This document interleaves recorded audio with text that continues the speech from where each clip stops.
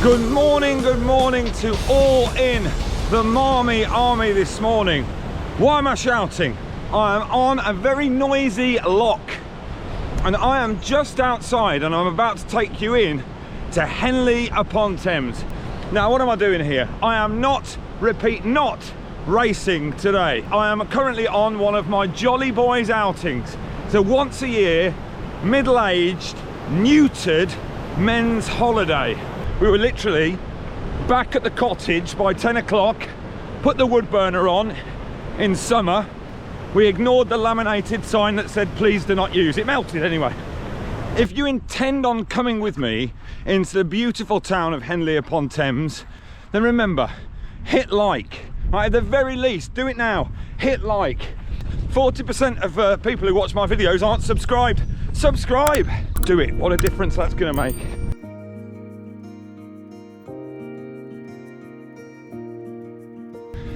A year of firsts, I think this is going to be, sadly.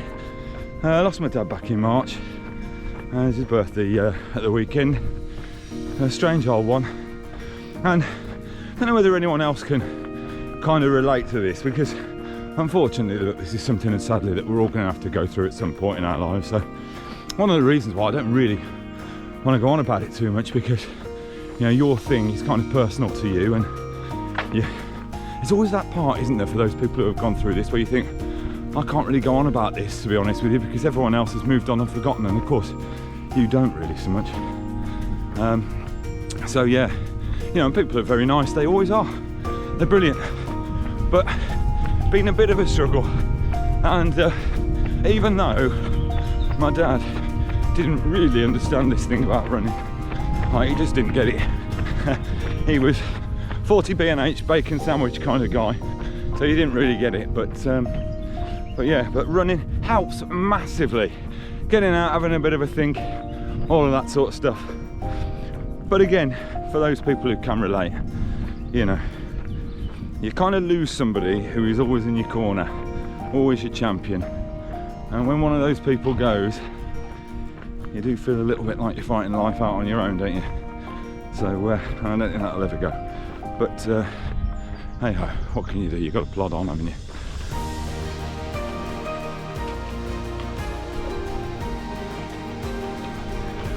Hey look, a well-drilled unit.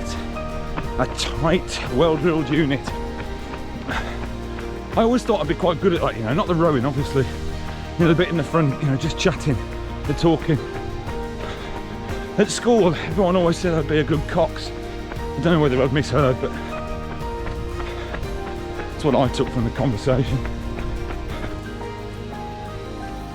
Now, on the 2nd, I believe, of July, these tents will be teeming with Pimm's, gin and tonic, toffs and recreational drugs, I would imagine. But I have to say, I mean, this area here, this immaculate lawn, and this idea has only just come to me.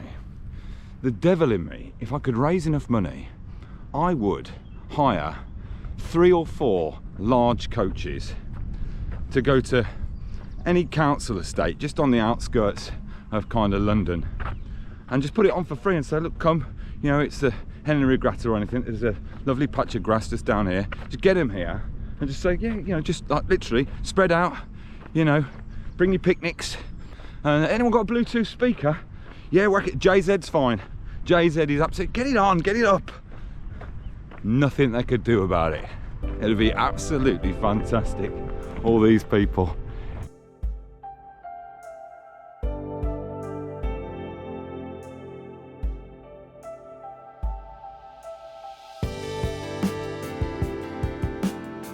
Now, 5 in 4 begins next week. It will be kicking off with Leamington Spa, which is always an absolute scorcher. Then I'll be going into the rearranged Droitwich half marathon the following week. I think it's the 30th of June. Following that, it will be the Black Country half marathon. Following that, it'll be the Cotswold, probably a bit round here, close-ish, posh. It'll be the Cotswold Maverick half marathon. And then after that, the very next day, I'll be doing a 10k in Compton Verney. This is the Church of Mary the Virgin, which has been hotly contested over the years, but it's Mary's business.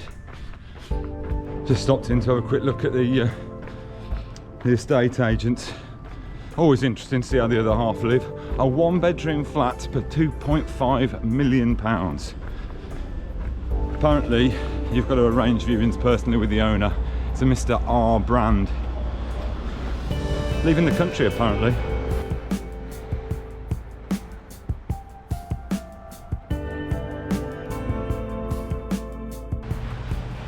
The place just over my shoulder, a welcoming place, it's got a brick wall behind it. I just tried to run around the car park and I was prevented.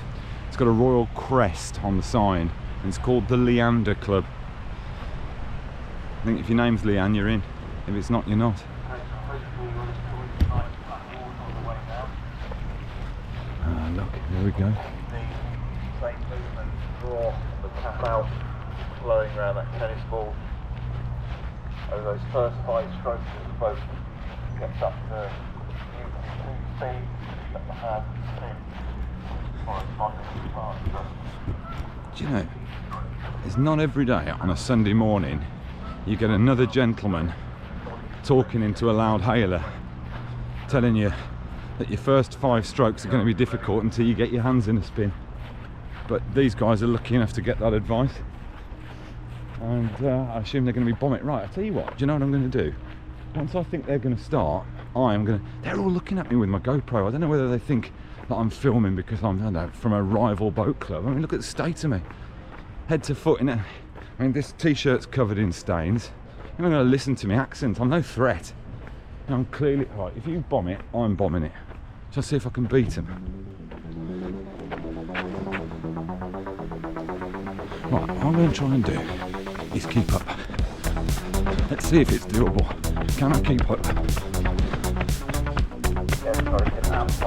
He's on his back. Right, I'm overtaking. See how long I can keep this going for.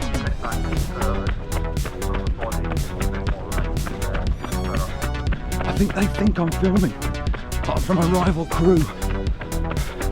I'm from the Solihull crew. That's where I'm from. Who's gonna break first? Me or them? I have a feeling it's me.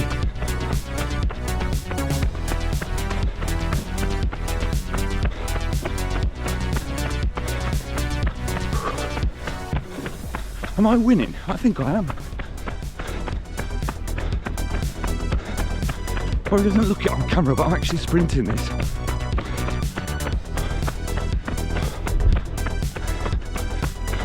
I'm going to dip for the line. They don't even know they're in a race.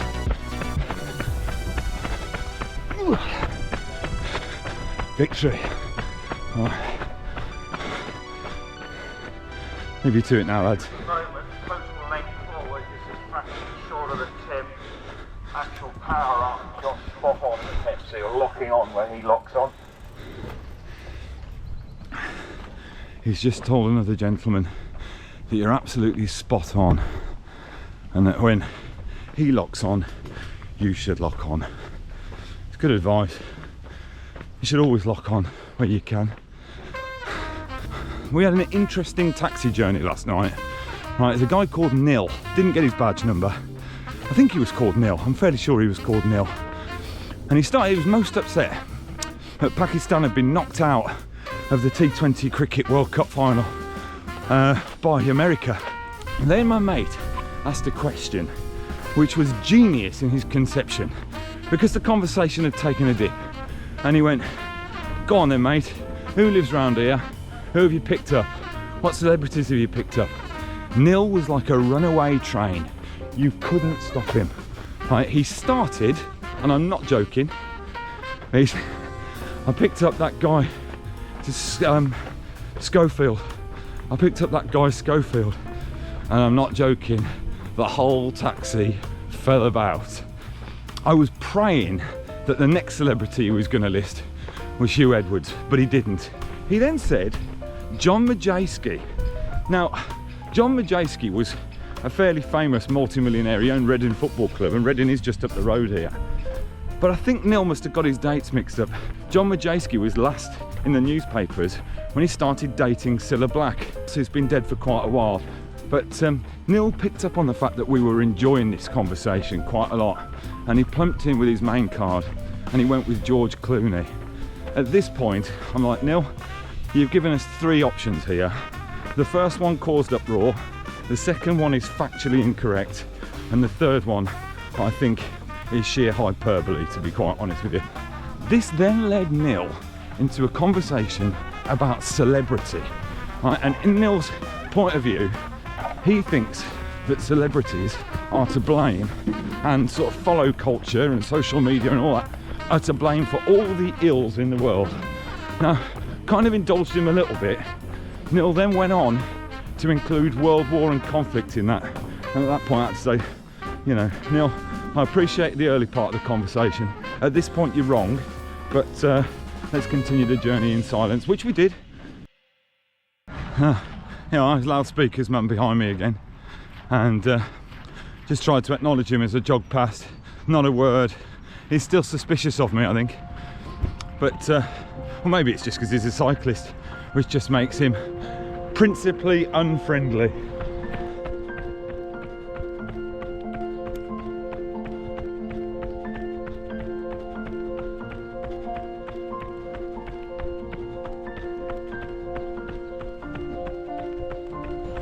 Right, no unauthorised access, boat crew only. Well, I'm not doing that. I'll go to the far end. Not a rule breaker. I'll go to the far end.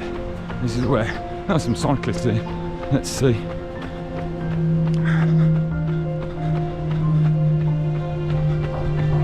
Morning.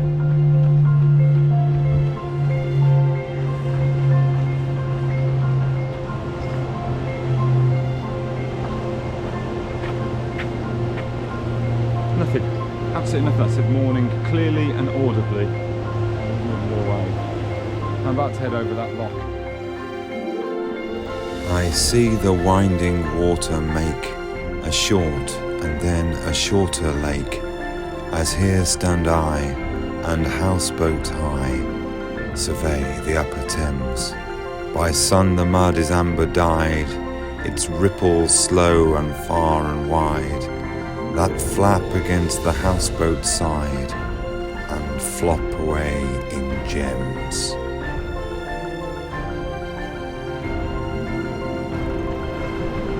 I'll see you in Leamington on Sunday.